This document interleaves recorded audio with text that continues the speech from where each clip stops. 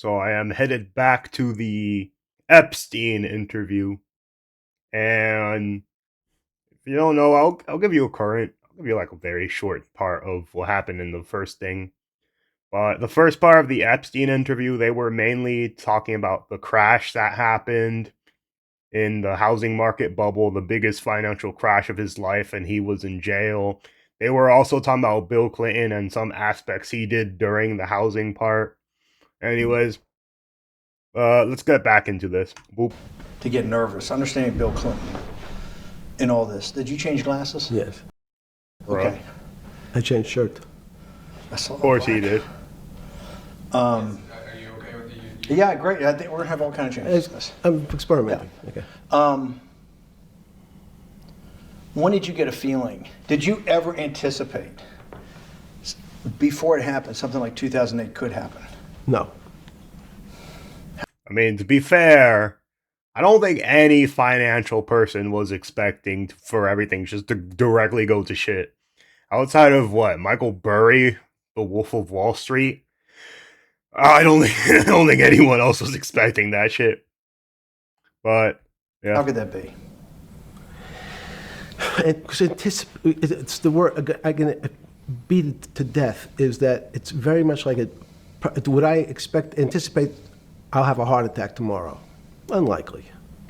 Was 2008 a heart attack or a stroke? Debilitating.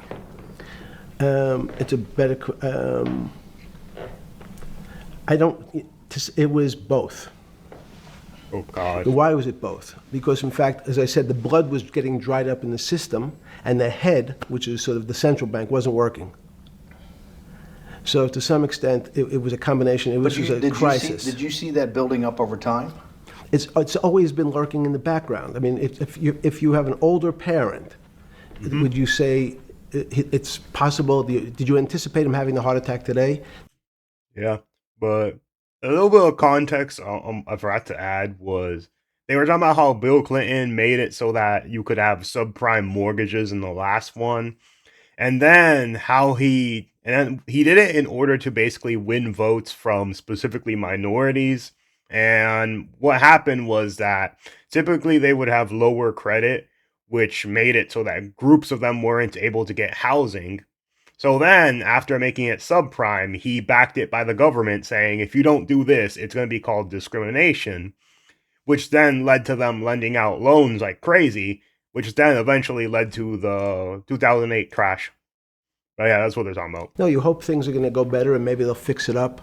The system was getting too complex, and it wasn't based on derivatives, because what people keep forgetting, and as I was just explaining, Wall Street and in many professions, including Wall Street makes it sound complicated.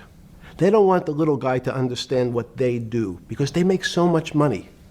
Yo, that's true. Bro, this is actually terrible. Bro, this is actually fucking terrible, man. Why am I bro? The fact that I'm agreeing with this guy so much. This is one of those cases where you know how like a lot of people don't like China, but then they make a law saying, oh, they're gonna ban all these shows because it's giving women a unrealistic example of how dating and the world works. And after they nuke all of them, you're just like, wow, this is fucking based. Bro, this is exactly what's happening with this interview. It's actually kind of annoying, but think about it. This man got banned on Xbox for harassing people.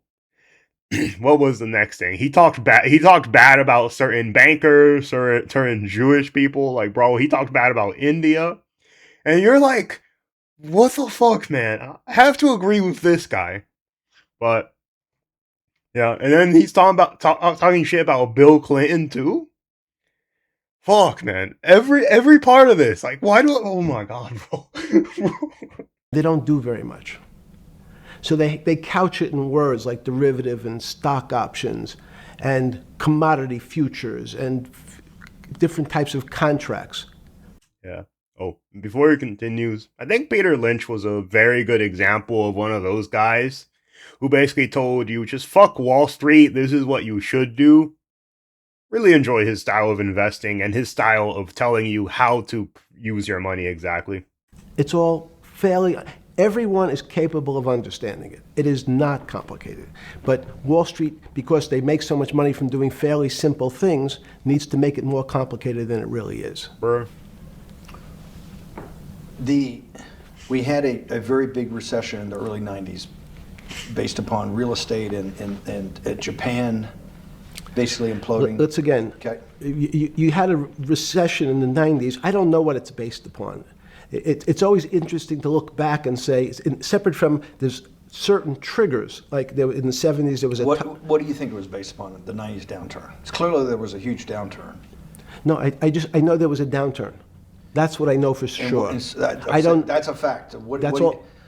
Everything else is sort of speculation about why did he have that? I understand that, but Sorry. there's some speculation that has 0% probability of being true, and there's others that have 90%. In the range, when you look at the range of alternatives of what could have caused it in 90, and what I'm trying to do is get you all the way up to 2008. Look, you're the smartest guy in the room, right? Mm-hmm. You know that. Do you think there's anybody in the world today? Oops, this is going to be a bad question. No, but do you think anybody in the world today, the Alan Greenspans, the Bernankes, is there any central banker you know, any partner of any Wall Street firm, any guy running a trading desk, and I would take it that would be, or anybody at a Larry Fink at BlackRock, Steve Schwartzman at Blackstone, the top 100 financial guys, and let's throw in a couple of Nobel economists, and let's throw in the best professors at Wharton, at Harvard, at Stanford. Do you think that there's anybody that understands money or understands the world's financial system as good as you? Well, now there is a 0% likelihood he is number one anymore. After 2019, yeah, he definitely isn't number one anymore. We can say that. We can definitely say that part. Let's get into it. It must be. But it doesn't come to the top of the head. No. Okay, fine. Now that I've gotten that, let's go back to 1990. In that arc from the fall of the Berlin Wall to 2008. Good. We had we started with the implosion in Tokyo of the Japanese economy, Japanese financial markets. We had the huge run up in internet stocks, right? We had the the .com bubble. I remember that. Everyone was just basically making any website at all because that's how the internet worked. And then they found out, hey, there's websites people like more than others, and it all blew the fuck up. I remember. I'm not like super specific into the .com bubble, but I heard bits and parts of it. Implosion of that in 2000. The bankruptcy of Drexel Burnham in 90. Implosion of Japan. Huge run up in equity markets for the internet. Implosion of the internet in 2000, 10 years later roughly. And then this run up through the Iraq War and all that, the run up to 2008. Every 10 years. The Iraq War was not justified, man. But they lied about weapons of mass destruction. And yeah, Bush definitely led that shit up. But they lied about the weapons of mass destruction. And then after that, we went to war with Iraq. We toppled over the government. And I think in 2010, 2010 was when Obama got rid of all the soldiers there. Rare Obama W. I'm not the biggest Obama fan. Not really, but I'll give him credit for that. Getting rid of the soldiers in the Iraq War was great. The way he did it was slow, a little slow, but he still did it. That's all that mattered. Because by the time people found out the truth after 9/11 and all that shit, dude, everyone fucking hated Bush. It seems like we're in some sort of 10 years before the 1990s was the 70s. You sound like an astrologer. Okay. And not a finance person. You're supposed to be a mathematician. It just seems to me a pattern of every 10 years. That's misleading. That's exactly right. Okay. Because people like to see patterns. People like to see patterns where there are none. So a pattern of a financial crisis every 10 years is just in my mind. Yes. Here's my take on it. I hope nothing happens, but things will happen. Most likely AI will collapse at some point. We don't know when, we don't know where, and there's definitely going to be like one or two rich dudes who financially benefited off of it saying, ha, I was right, you were wrong. It's going to happen at some point, that's my guess. Can't tell you when or where, though. Long-term capital, that had to be bailed out back in the late 90s when everybody panicked. And that wasn't a big, that bailout today would look small, and it was $5 billion or was $30 billion. It was, Businesses fail all the time. Yep. They long-term capital, and the Federal Reserve stepped in. But I'm saying everything is too big to fail, and then they fail. That's usually how it works. People go bad. Things go bad all the time. Yes, you're correct. The audience that's watching this, the little guys, they go bankrupt all the time and nobody gives a shit. You know why? They're a little guy. It's survivorship bias. Because the point is, why would you care about, like, I don't know, let's give you an example. Like the tens of millions of failed actors for every like one Keanu Reeves or for every one Dom Toretto. Why would you care about them? Because you see this guy, he's up here, he made it. He's the top of the mountain. Everyone else is a tiny little fish that you don't care about listening to every individual story. You want to be at the top. That's it. That's what it is, bud. But when long-term capital management goes bankrupt, or Bear Stearns goes bankrupt, or Lehman Brothers goes bankrupt, people care because it's an unfair characterization. Why do you say that? Because again, it's the complexity of the situation. If you think about you have a complex system. You have your body. Now, in fact, the little guy is my finger. What the fuck? This is. And Bear Stearns is your heart. That's correct. The banking system is my heart. The system, I can't risk my because remember, it's not only my. You haven't been able to name. Hang on. You haven't. Hang on. No, hang on. I was trying to hang. I wanted to see if the hang on worked. No. You haven't been able. You're not good enough yet. You're like junior wizard trying to do it. You haven't. Yes. Say, since we can't name another guy that's as good as you. There may be a couple out there. You're not bragging. You're humble. It had to be sometime. Please tell me there was some time before you went to jail and basically got cut off from daily information in the summer of 2008, that you started to get very nervous that this complex system, that something was deeply wrong. Okay, first, let's go back. When I say no one understands... Okay, I'm gonna skip a bit. The interviewer, I think he's just going a little too hard on this one specific thing, bro. Like, bro, just drop it. It's obvious this man doesn't give a fucking shit about it. Let's see, 1 hour. Yeah, 1 hour. Let's see if we get away from this, because this man keeps bringing up the topic, like, bro, what's the secret? And then Epstein, like, I ain't telling you my secret, or I don't fucking know. I'm a retard. Let's see.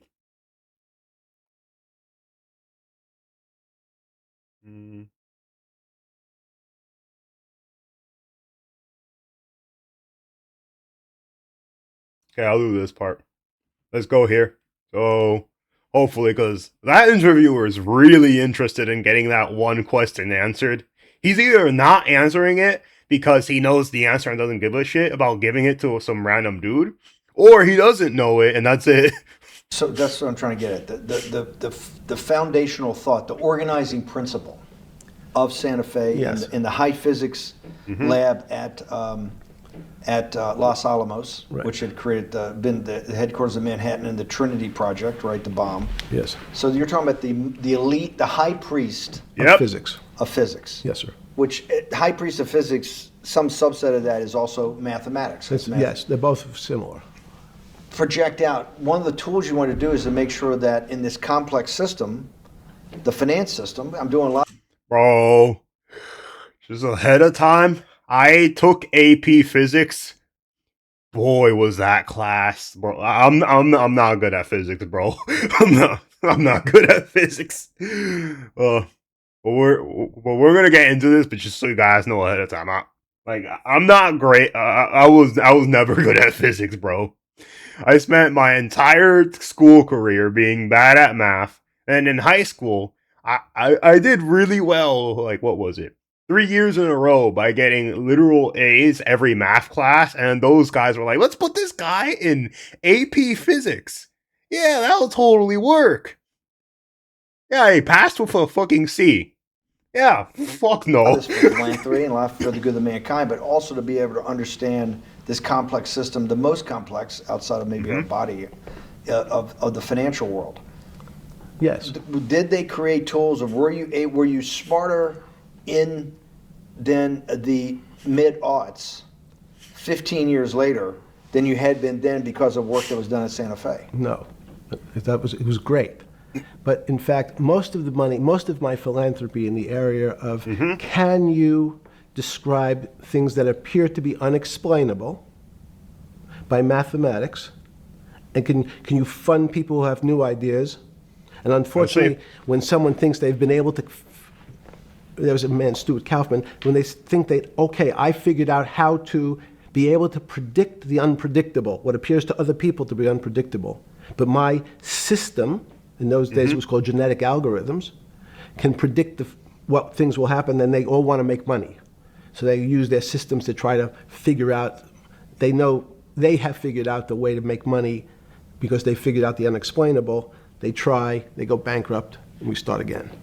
So with a cold view, what I've come to realize is that the attempt to mathematize, formularize, or what in your prior world, to understand what really is, in today's world, still unexplainable, is impossible. They're miracles. Bro, small terms, stock market is a bunch of bullshit. It's a bunch of bullshit. It's all bullshit.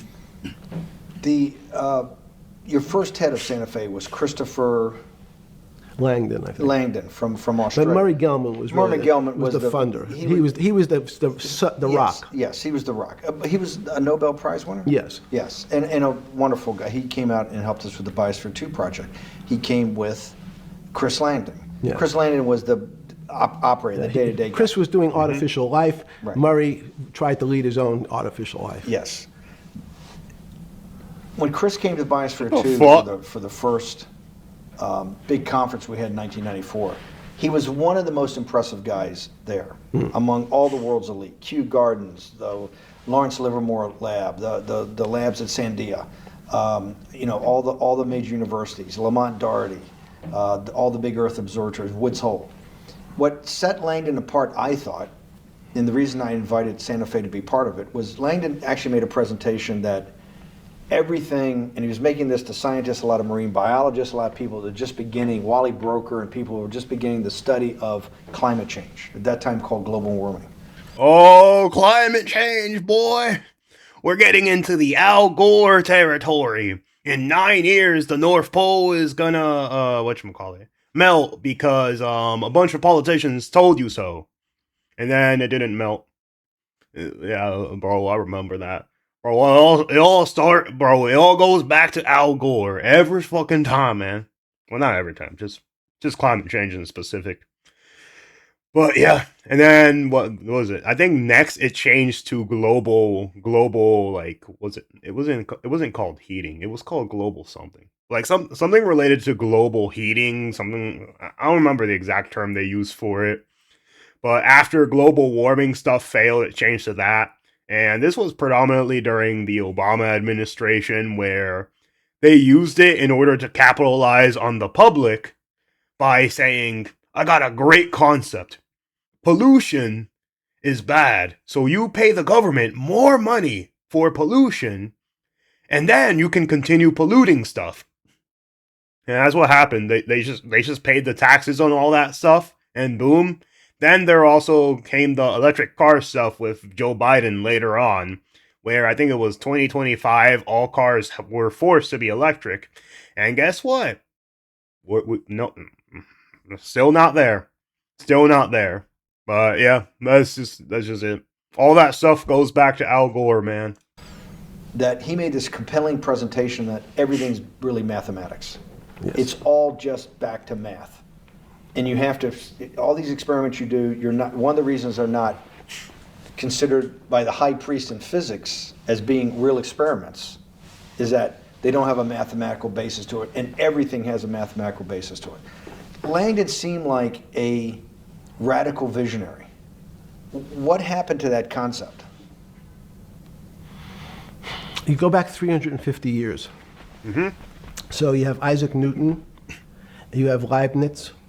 Yep. From move forward, you have people like Heisenberg and Gödel, and what every one of those mathematicians and philosophers came to understand is that there's something there's numbers can describe certain things, approximate certain things. But in fact, trying to put measurements and numbers on other things that are really unexplainable is folly. 300 years ago, they said that unexplainable realm was God. And people who attempted, in fact, to explain the unexplainable, who said, yes, I understand the unexplainable, were charlatans, they were the occults, they were the astrologers, they were the con men. Alchemist. Yes. Well, no, alchemist was, in fact, they believed that there was a way to transmute one metal into another. In fact, they always wanted to see if they can create gold. There's no reason, if you think about it, they recognized that. Oh, I think I know that. What was it? It was like, yeah, it was specifically gold because there's like such a low amount of it, something like that.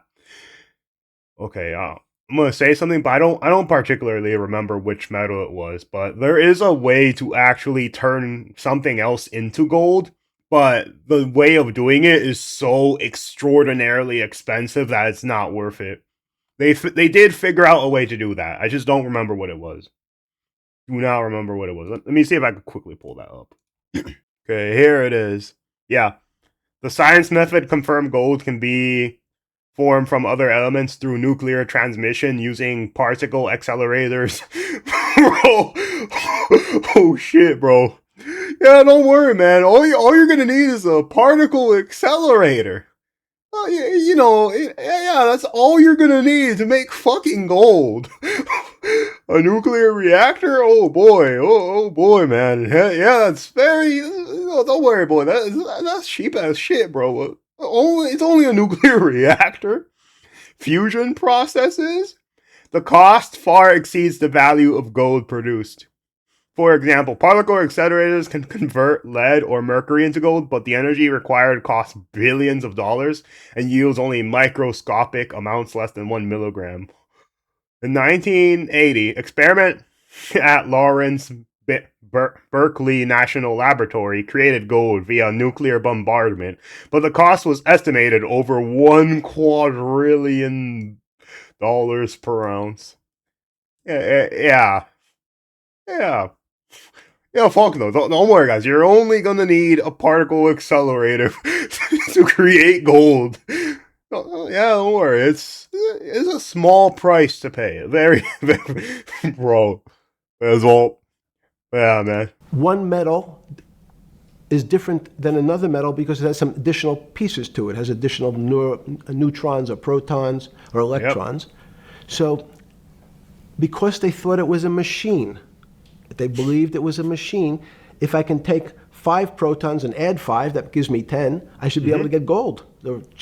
Move everything around inside these systems, the molecules transmute one molecule into another, and if this molecule I've transmuted it into is gold, I'm a rich man. It's back to money. But there's something strange happening. You're a smart man and a broke man. Not rich. You're a smart and broke man.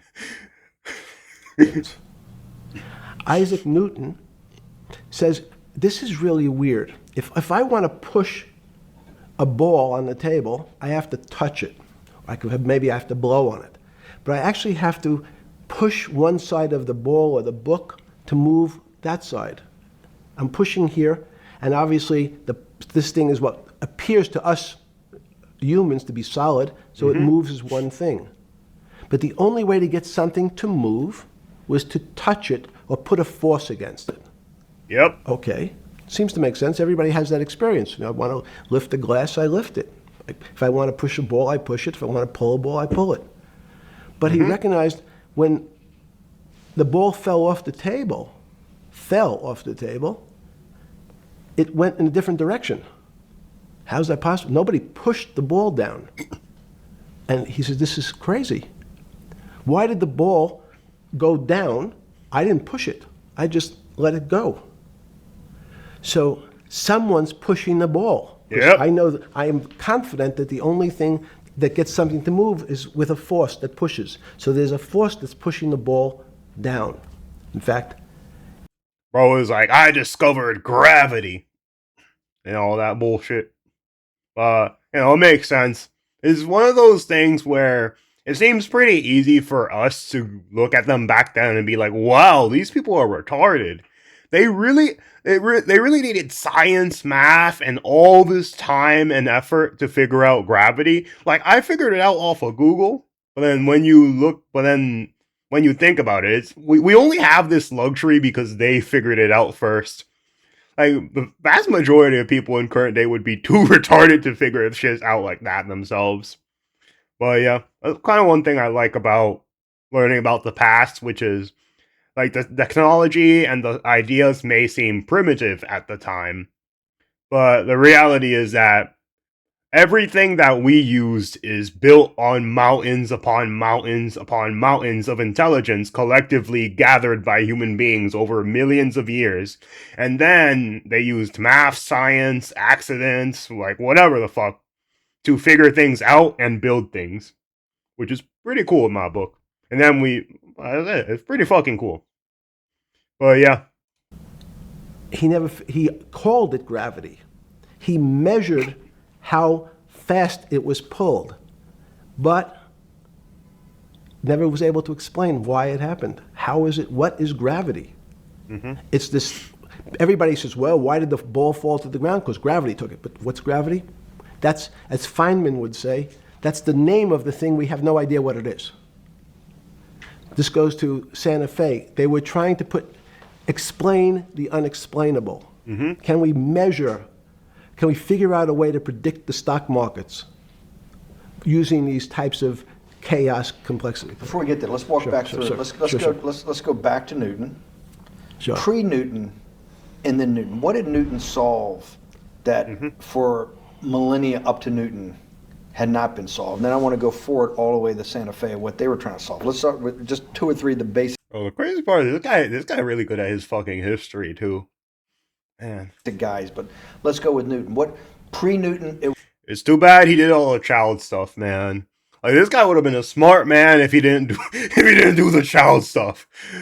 Bro, he would have had a totally different legacy. Totally fucking different legacy. Bro. Was what? And then why is Newton such a genius? In such a in the, I think mathematically they told me one time, I've seen there's been 115 billion people roughly that have lived on the earth. And of that 115 billion, Newton. Are you sure that's a number? That sounds like very high. We only have 7 now. I think in the history. I guess they're all dead. I'll pull up the stat for you, but I think it's 115 billion people they figure. That probably is inflation. That's why you have lived. What the fuck? Okay, whatever. But he's one of the handful of the most important.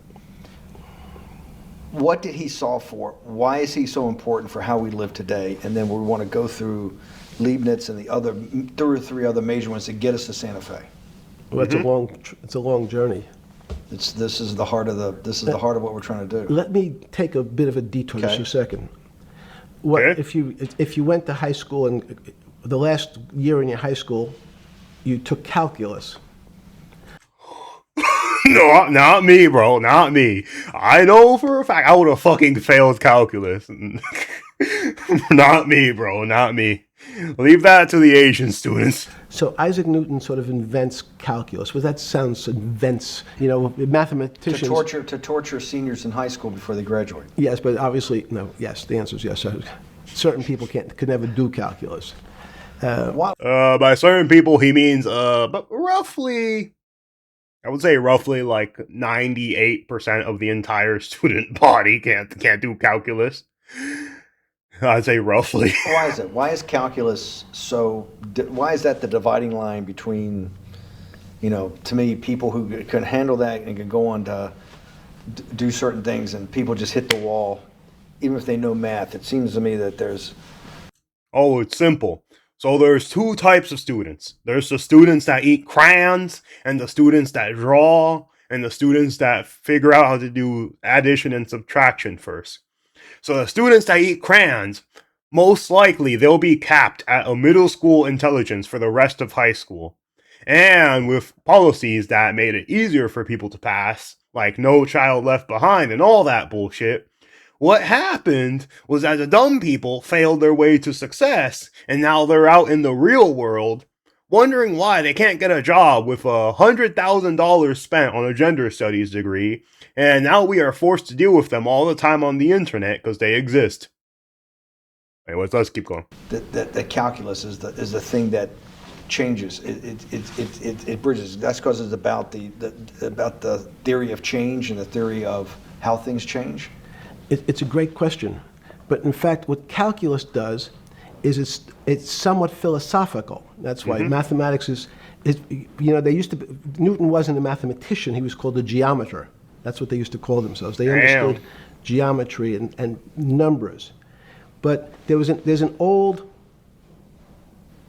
conundrum where it says, and during Pythagoras' days, Zeno's paradox it's called, where they said, well, if the wall is 2 feet away from me, and I take one step that's halfway to the wall, that'll be 1 foot away. And if I take another step that's half again, that'll be half a foot away, and then a quarter of a foot. I could walk forever but never touch the wall. Oh, I know that thing. It's the thing JJK fans use all the time. Yeah, that annoying ass formula. Where we're like, Gojo can beat anybody because of this. Well, let me give you a prime example. This thing, you get it here, then it gets smaller, but then basically the thing is, it never reaches the thing because thing equals thing, blah, blah, blah. I'm not going to go too deep into that stupid formula, but it fails to take into account this. We start this thing here and we start this thing here. This thing, it moves at 1 mile an hour. This thing moves at 3 miles an hour.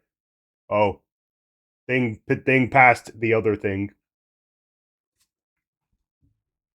Anyways, his theorem is basically you have an infinite amount of gaps before you reach the thing, which is technically true. Technically true. Like, if you mathematically do it, you'll infinitely get like infinite amounts of space before you get to something, and that's just math. It works that way.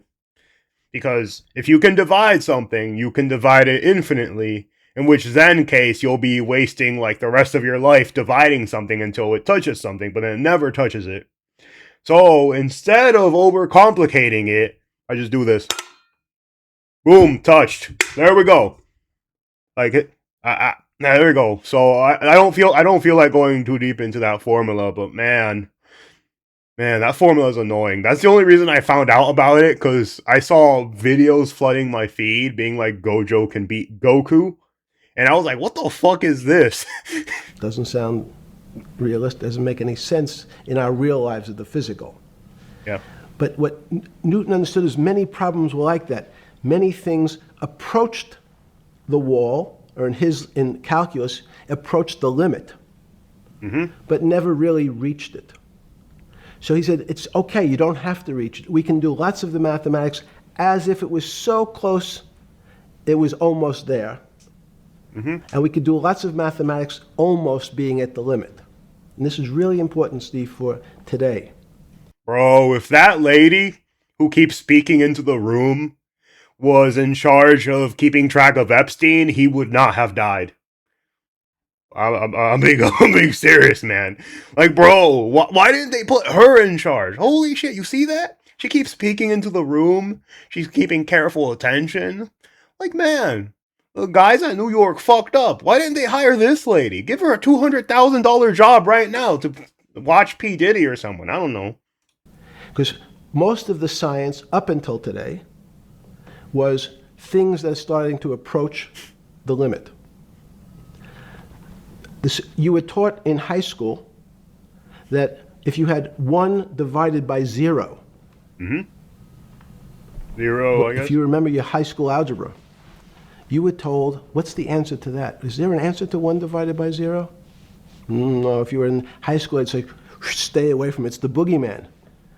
You could write it down as it's undefined. It's not able to be determined. There's a bunch of things. Oh, yeah. But in fact, 1 divided by 0 is a strange things happen. It's a world of the strange. And what I'll explain to you after is that when you get 1 divided by 0, you get into a world we don't know what happens. The answer is it's not explainable. We can call it things like undetermined. Yeah, that's why they made imaginary numbers. So you're welcome, guys. You gotta suffer even more in school through that. I don't feel bad. I went through it. You have to go through it too as well. We can have a convention to say it's X, Y, or Z, but in real life, we don't know what happens when you are actually at the limit. So Newton thought the same concept is that the limits were God. You got close to God, but you can never be God. He had this sort of religious interpretation. Okay, I want to go back to Newton. Why is Newton such a big dividing line in mankind's history? What is it about Newton? What is it about what he tried to solve? What did they not know beforehand? And because we live to a degree in a Newtonian universe, although I realized later subparticle atomic physics, but at least for a while it was Newtonian. So what's the dividing line? Why is he so important? Why is he an inflection point in mankind's movement from the swamp to the stars? It's a great question. The stars were by Kepler. What Newton starts to allow us to do is to make accurate predictions. Remember that we've talked about that with money, about the things in our physical world, how cars, he didn't have cars then, how horse carriages moved, how things, how bowling balls moved, how pool cues and pool table balls. Had people tried to solve that before Newton? Had Many, people many. tried this? Heraclitus or Plotinus, Pythagoras had these greats that we hear about, had they tried to solve the same problem? Not the same problem. They try to, again, what Pythagoras does, he starts to figure out this relationships in triangles. For example, everyone knows the a squared plus b squared is equal to c squared. That Pythagorean theorem, which is basically says these shapes in a triangle, each side of the triangle has a fixed relationship with the other two sides. That's strange. He knew, again, but it was all numbers. This was a system of things in the physical world, and Pythagoras says we can start putting numbers on things that help you predict how they will behave. You can add 2 triangles and make a square, some different shapes. They were looking at geometric forms. Newton says, well, I want to know how planets move. I want to know how things around me move. Can we find formulas? Can I find formulas that explain what I see in the physical world, how physical things interact and how they describe one another? Again, the fact that 2 things, 2 solid masses, for some very strange, unknown reason, unknown today, attract one another, no matter what they are. People have seen the experiment. You hang of something, 2 little metal balls from a string, and they move towards each other. In fact, they move towards each other was very specific. So when you drop the ball to the floor of this room, Newton says, in fact, the room came up a bit to meet the ball. The room moved. It's imperceptible. You can't really perceive that motion, but they attracted each other with certain ratios. So he started to be able to measure things in the physical world. And that was great advances. It also, now you wanted to move very quickly. Unfortunately, most people, especially in the 20th century, 19th century, said, well, like Newton, let's measure everything. Let's measure people's behavior. Let's measure their psychology. Let's measure their health. You go to we can have my blood test. Let's measure everything. We measure Wall Street. Their voting habits. Measure, measure, measure. Can we put a number on how much I care for my wife? Maybe. Can I put a number on how I feel? And we tried, unfortunately, we try to mathematize the finer things in life, and then recognize that there's things that, unfortunately, just fall outside. Schrodinger wrote a very famous book about what is life. He was trying to figure out a way, can he describe the difference formulaically between things that are alive and things that are dead? The answer is no. The things that are alive, in my Oh, I got you. The dead thing doesn't move. The live thing moves usually. There you go. Dead thing get eaten by maggots. Anyways, I'm just bullshitting. Let's continue. world are miracles, not magic. Magic has a bad connotation, We trying don't to believe hide in things. you don't believe in the spirit or the soul. That's what animates people, is your spirit or your soul. That's No. have you ever seen someone die? When they die, their spirit leaves. Their soul leaves, no question. So in There's fact, no question to you about no that. question. There's no question to you that there is some animating life force within us that leaves when you're dead.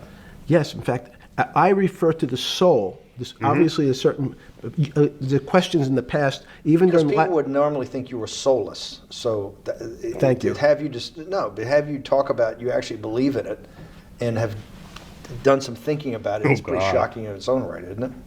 well, again, mathematics, Leibniz thought. We Said, know Newton was at Cambridge, and he was the head of the math department, right? He's a professor, essentially. But- Leibniz, was Leibniz a German professor? Yes, but what Leibniz said is the soul is so strange because God took chemicals, which is simply the material, like tables, and he somehow made this material able to have a thought. How strange is that? Not only does it have a soul, but this some way it was put together that this material substance is able to think. So when you say to me, it's obvious to everyone that there's such a thing as a soul. Now, if you're part of the Charlatanville, you'll try to explain it to people. The soul I describe as the dark matter of the brain. Why is it dark matter? Because in high energy physics nowadays, you hear terms of dark matter, dark energy. Again, terminology. It's a complicated term. Why is it dark matter? Because we can't see it. That's all. What do you mean you can't see it? Well, somehow we see something moving towards this area of darkness. Something, I can see this thing. This appears to me to be empty. It's just black. But I see it being drawn this way. So I say, well, I know if this were matter, that would follow that equation. If this was solid, it would explain the way this particle moves. Yep. But I can't see anything here. So I'll just call it dark matter. And I'll say, I don't know what it is, but it behaves as if there was something there. The soul is obvious to everyone that there's something different between things that are alive and things that are not alive. But we have no idea what it is. It's currently unexplainable. I believe we need an entirely different system of analysis. It's actually interesting. I thought this interview was going to be mostly about him being in prison. It went from Bill Clinton to a science lesson now, bro. To try to figure out.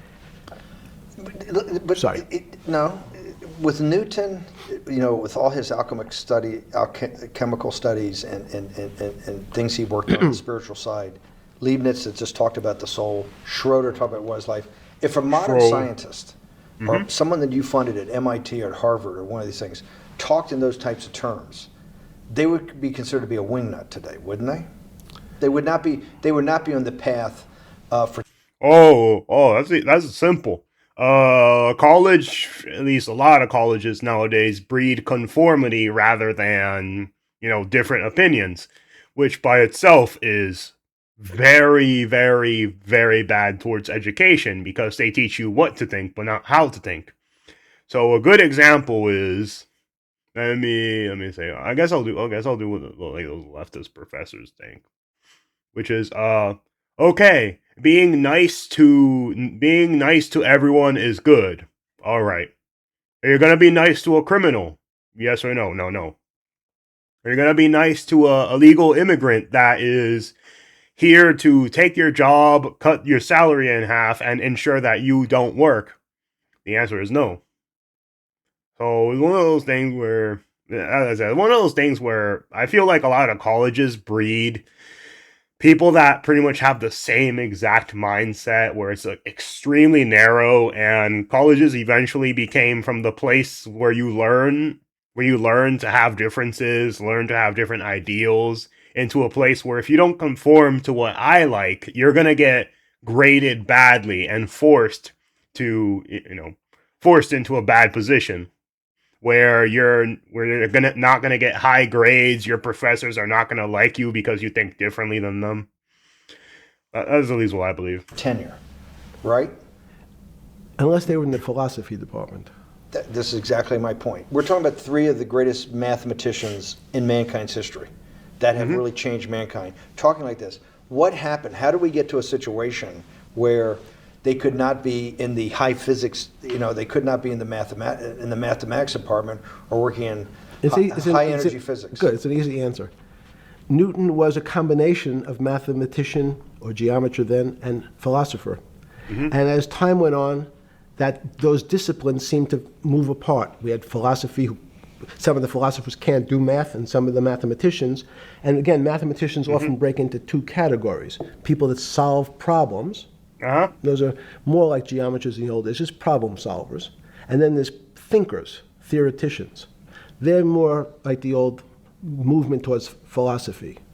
But neither one of those two groups have been able to figure out why something is alive as opposed to something that's not alive. No one's been able to describe what the soul is, but we all know it exists. And I think what we need is science is a bad word. I think science only describes the things we already know about the physical world. In fact, there's an argument that the physical world that we see has been created out of our systems of mathematics.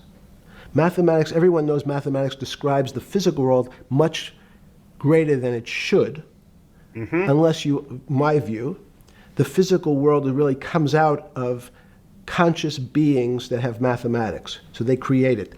This table appears to you and I to be solid.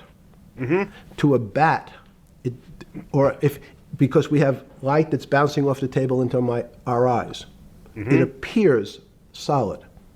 If instead of eyes that responded to wavelengths of visual light, our eyes responded to radio waves, the radio frequencies, it's not different, it's the same type of frequency as light, but different speeds, the table's invisible. We know that our phone works in this room. So the wave... Oh yeah, like Wi-Fi and shit. It's a thing that is around us. Don't question it. Don't question it. Waves are coming through the windows. The waves are coming through the walls. So the walls are invisible to that type of radiation, that type of energy. The walls are... I can see them because my eyes... Here's the thing. If the military no, not even the military. If the U.S. government finds any way to use any type of waves like that ever, they will turn it into a weapon. If it's some kind of wave, some kind of bomb, some kind of device that can travel through air, they will make a weapon out of it. Bro, that's the one constant. You're always gonna know that. If they find a way, the military will turn it into a weapon. A physical system determines that the walls are there. You, with Murray Geldman, you founded, or were the original donor, and had the idea of Santa Fe Institute. In 10 or 15 years later, that effort to study the complexity of systems mathematically. Yes. It's a total failure. Yes. A total failure. Total failure. Why is that? It's the failure of science because, in fact, if to some extent science doesn't describe romance. I don't know why I'm attracted to somebody. I don't know. People are attracted. Yeah, man. Yeah. That statement aged really bad. That statement. Wait, let me check what year this was again. 2008. I'm pretty. Yeah, not dated yet. Okay, I don't know when this shit came out, but That statement did not age well, Jeff. That statement did not fucking age well at all, bro. Attracted to each other, and everyone has the same come feeling. on. They've seen someone walk in the room and they say, "Oh, that person gives me a creepy feeling." Science has tried to describe science. Bro, that statement could be used on you. That statement could literally be used on you. Holy shit, Doesn't man. describe what creepy feelings means. They just know it's a creepy feeling. I think women, as I said the last time, have an intuitive sense. What is intuitive? They have intuition, they have feelings, and they're able to deal in the realm of things that men, especially men like myself, find unexplainable. They have women have intuition, men see things a bit differently. Men want to measure everything. Women are not really that interested in measuring. Oh boy. Well, this is bro, this is one of those things where just him talking about women in general, bro. Oh, it's bad. But I'll just simplify this bullshit. Man thinker, woman emotional. There you go. There you go. Man thinks of a ship. Man build a ship. Woman think husband cheated on her in a dream that she had while sleeping next to him. Woman mad at him for 3 days and talks badly about him to her friends who have no husband, who are coercing her to divorce him. And then once she does divorce him and get through divorce, she's sad because she realized she got rid of the divorce, so she wants to get back with him. But now he has a new girl, so now she wants to destroy his life with the new girl because she's mad that the new girl has her husband, and basically that's the whole point. You get it. Man logic, woman here you go. Basically that. In what you're saying in macro terms, you actually think science, mathematics, maybe ultimately technology is moving to that more intuitive. I think science and math are old-fashioned.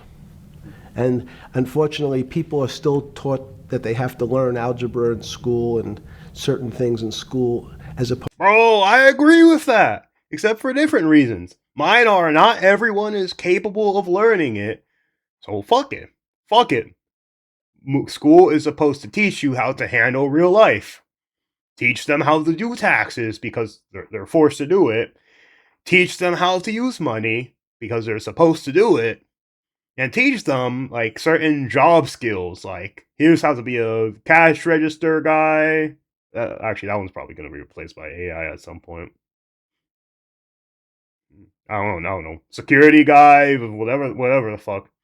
It should be geared more towards, okay, who are the smart students? Who are the dumb ones? Okay, this guy keeps failing school, so let's put him in some weird job program because he's not going to be useful in any other setting. There you go.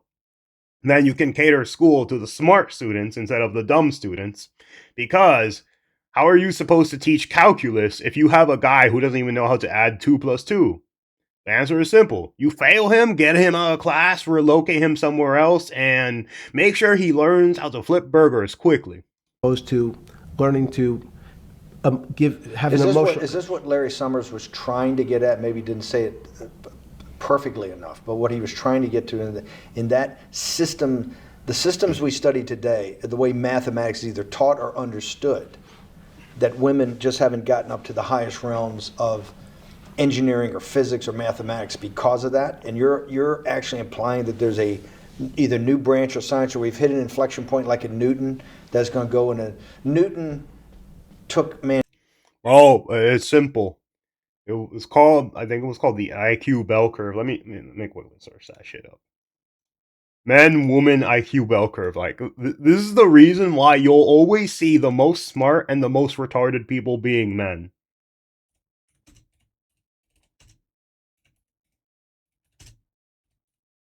God damn it.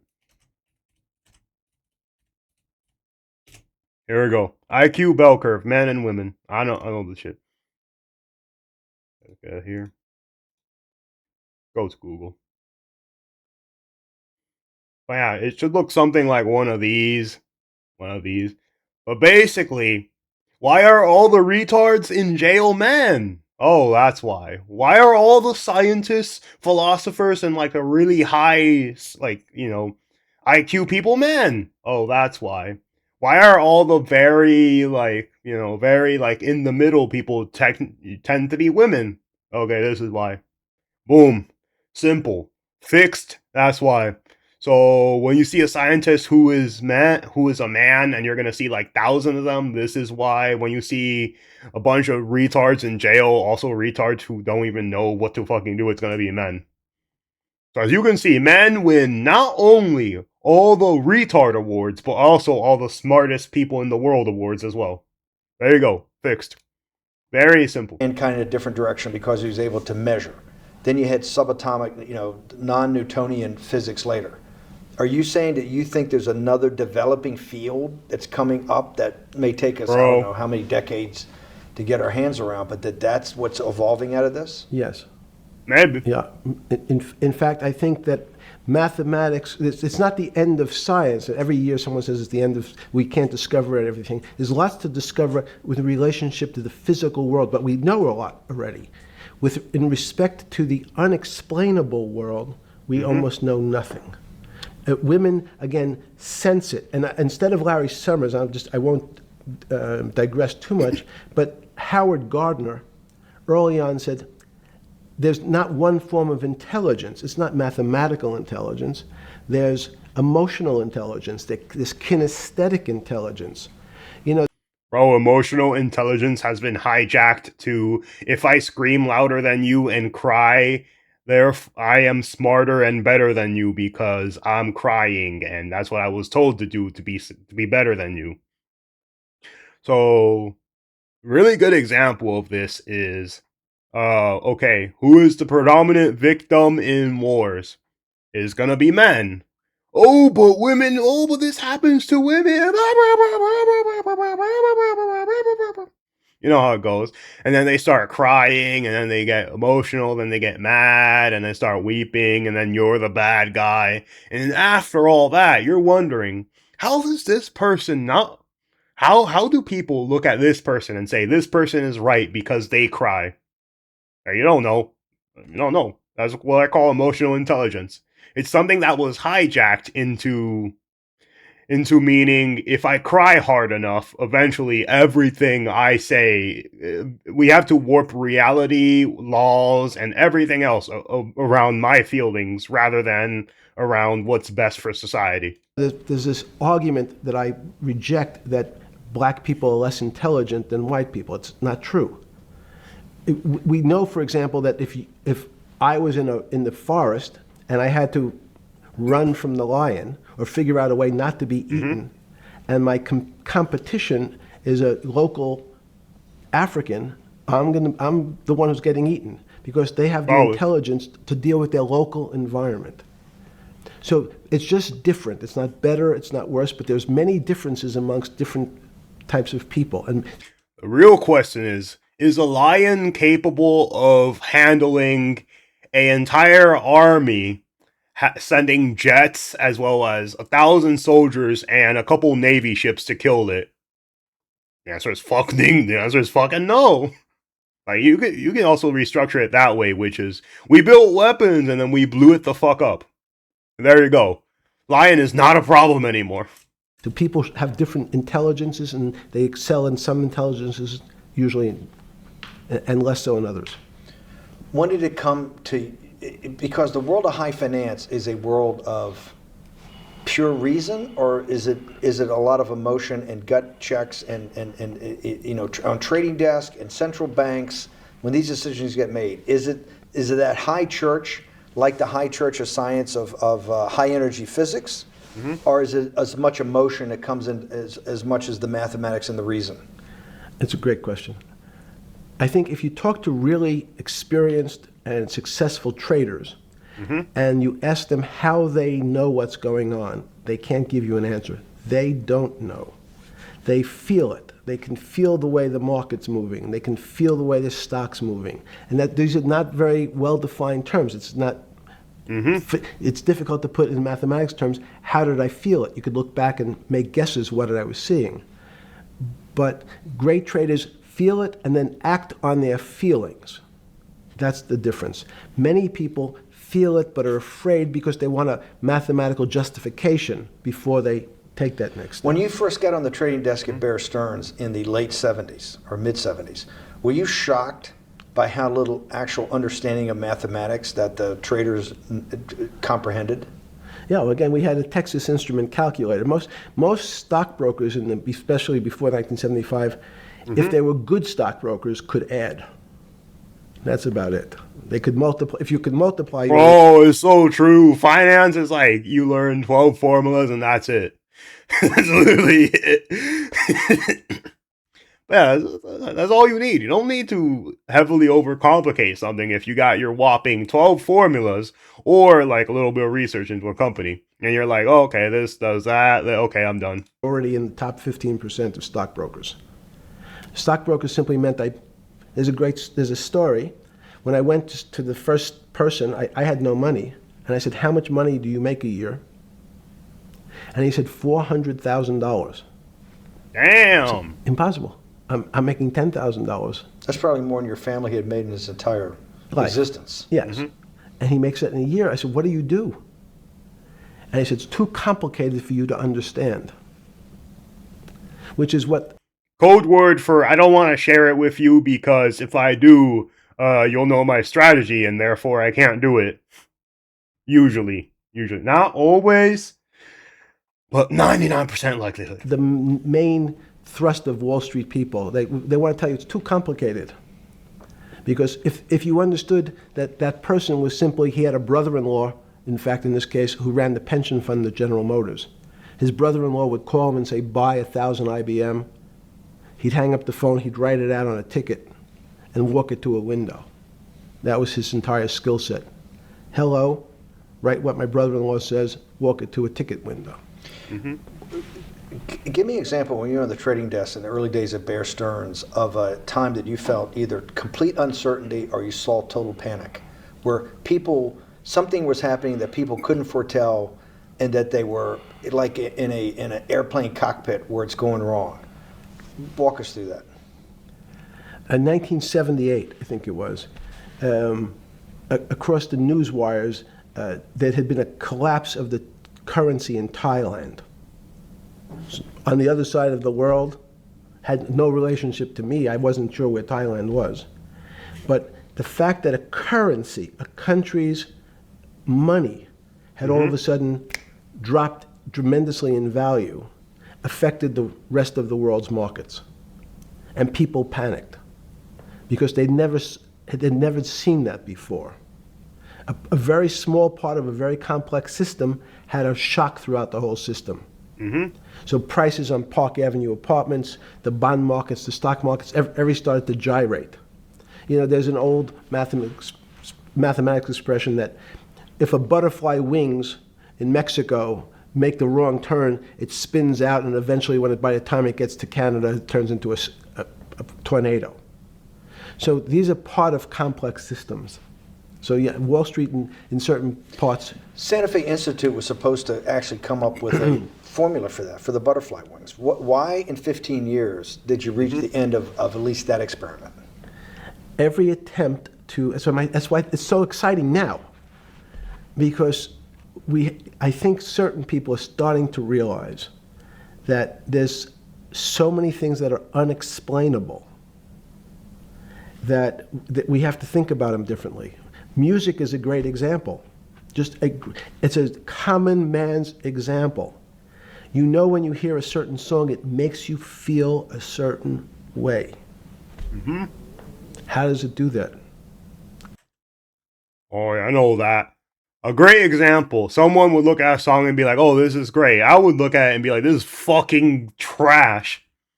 And then that'd be the end of it. We don't know. We can't mathematize it. And even that music, Steve, nowadays we compress music. When you have a violin, it's compressed onto your iPhone. So what does compression mean? I'm taking lots of information and I'm cutting it into lots of pieces and squishing it together. And when I squish it or compress it, I have to take out lots of pieces, but I say that they're not very important pieces. It's those pieces that we take out when we compress data, to me, are the most interesting parts of life. You just said a while ago, part of this new. Bro basically saying Tidal versus Spotify. Tidal, you have the entire music thing. I forgot the name of it. It's not MP3, it's some other name. And then MP3, you have it compressed into a far smaller format. And then there's a lot of people that like it. I think the people that don't like it are called audiophiles, if I remember. I'm not 100% sure. But other people that like will hear an MP3 and say, this sucks because I can't hear this, that, or that. And you're out here wondering, what the fuck is this man on? But then when he hears something from Tidal, you listen to it and you don't hear the difference. It's just because those people, who knows, maybe they have a special hearing, or maybe they're like wine tasters and are just bullshitting us into thinking that they're better than us. Search for science may go back to when people were actually talking about a soul, and you said there's no doubt in your mind that there is a soul. Describe for me what you mean by that. What do you mean by soul? What do you mean soul different than the physical analog body that we're seeing on film right now? It's difficult to describe in words. I mean, I'm not a poet. Poems get a little. Okay, I just realized. Why did it take me so long to... Why is he... Bro is wearing his watch here instead of like here. What the fuck? Okay, well, I'm just gonna ignore that.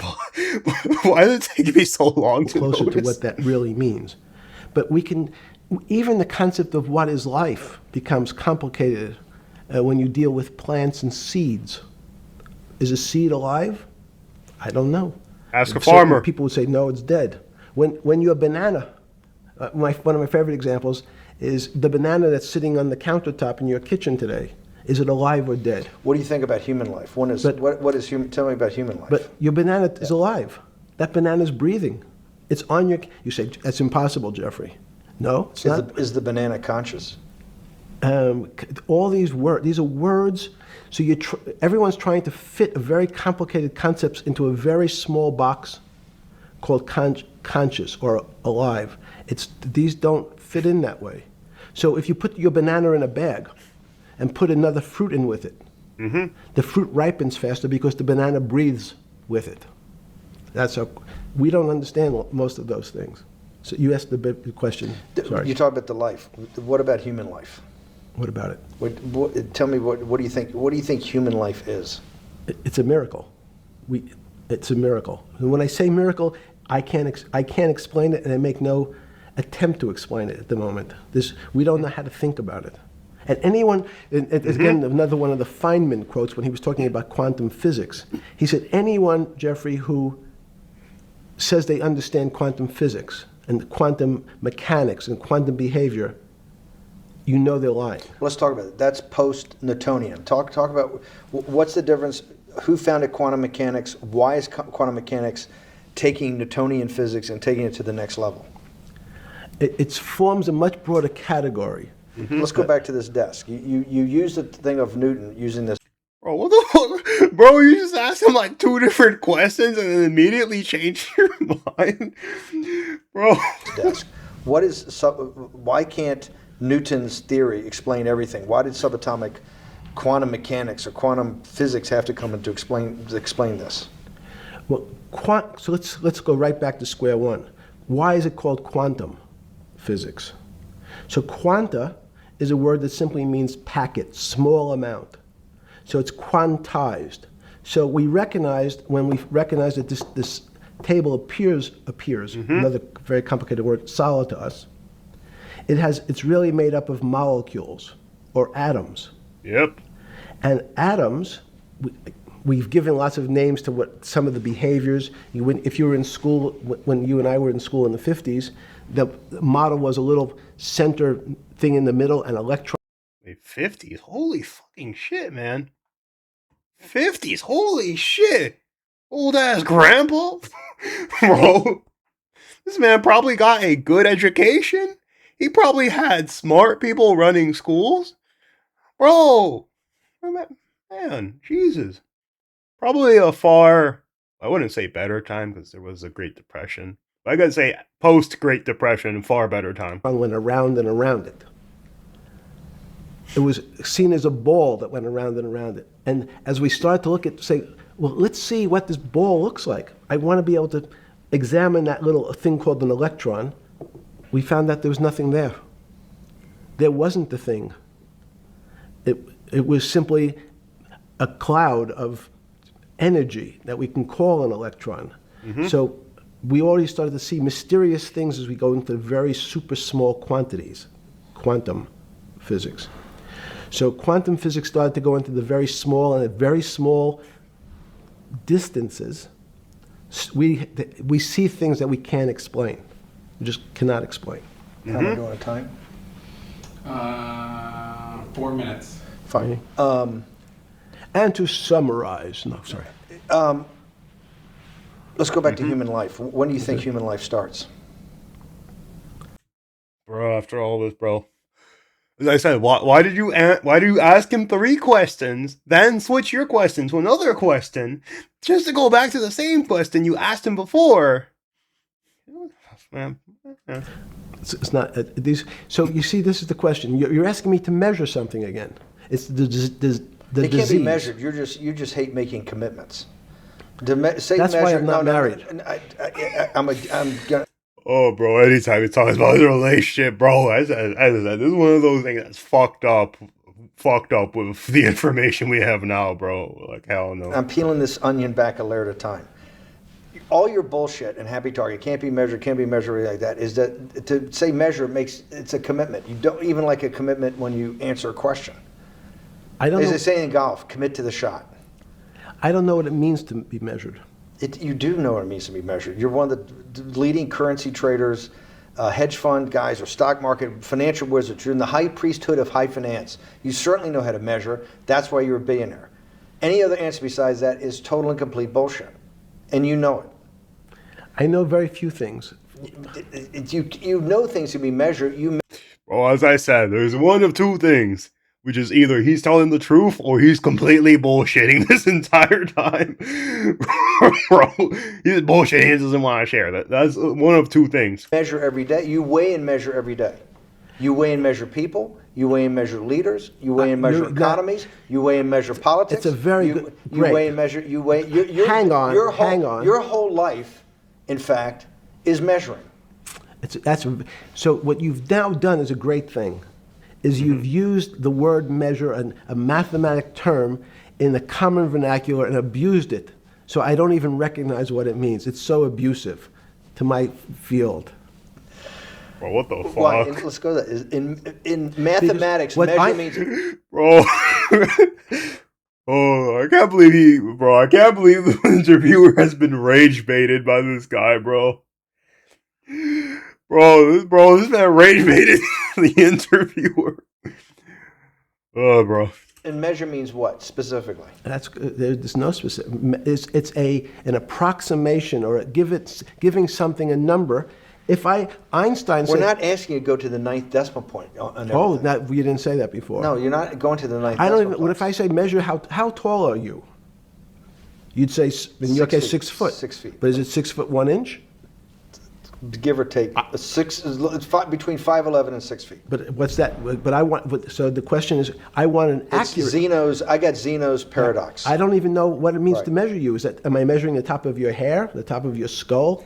Okay, bro. This is bullshitting. This is bullshitting. Okay, let's go back to the transcript. fucking rage baiting the guy. Okay, let's see. We're at 49. Let's see. Some of the world's smallest people come from my house and talk to me about different. Oh, smartest. Holy shit. I read that as smallest. Okay.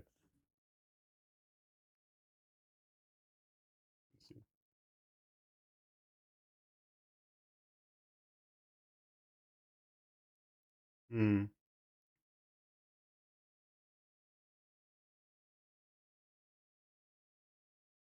Okay, let's go to Socrates.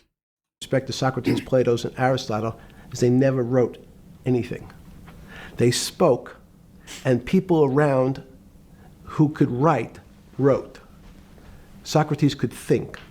So that was. Jesus of Nazareth was the same way, right? Never wrote anything. I thought he was a carpenter.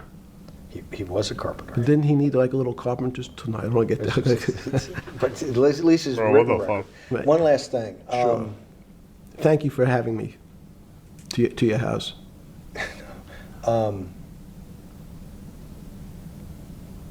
Vegetable juice. Let's go back. Look what vegetable juice does. When did that? The beginning of that. Was there any one aha moment in all these great thinkers? Did it happen before 2008? Was it after?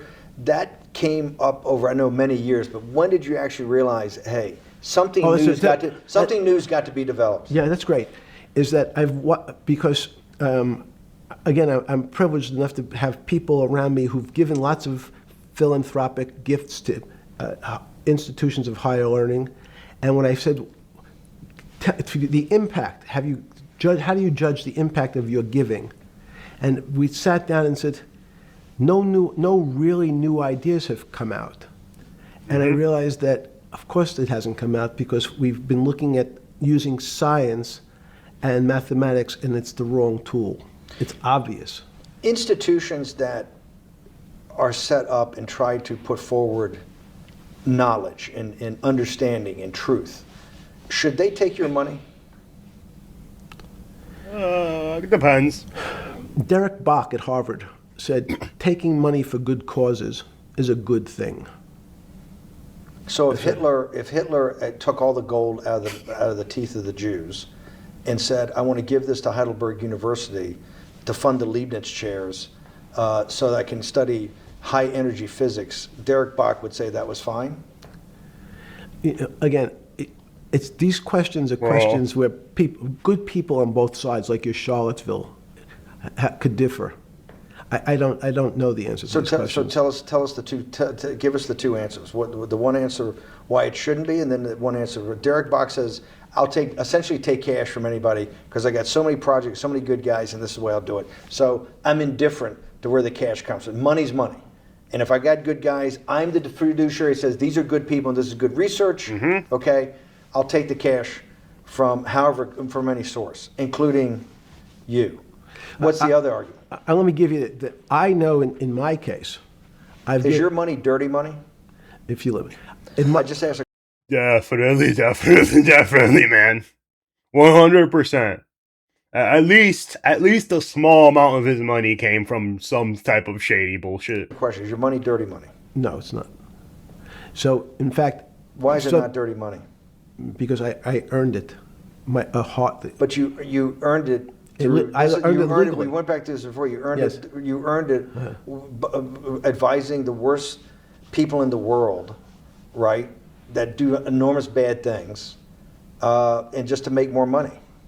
So, instead of asking me the question, should you take the money? Because I think it's a legitimate question. You think it's a legitimate question? Yes, no Why? question. Because I think ethics is always a complicated subject, but I can tell you that with the money I gave to help try to eradicate polio in Pakistan and India, instead of asking me whether that money should be given to these children for vaccines, I think you might want to ask their mothers who received the vaccine, who know their child now won't get polio, and ask them if Epstein should have helped these people. You're a mathematician. If we walked into that clinic, Bro. where they're giving that money out to these people that are in the most dire straits of poverty and sickness, and told them that the money was coming from a, what are you, class 3 sexual predator? Tier 1. Okay, I'm gonna give you guys a black pill take, which is if people are starving, like, here's the thing. They will not give a shit where the food comes from if they are starving. If it won't kill them and they are starving, they will not give a fucking shit about where the money came from. Because, think about this. You can put morality onto a lot of things, but if you haven't had a meal in 5 days and you have a potato in front of you from Jeffrey Epstein that says, oh, it has not been drugged, most likely they're going to eat it. Most likely.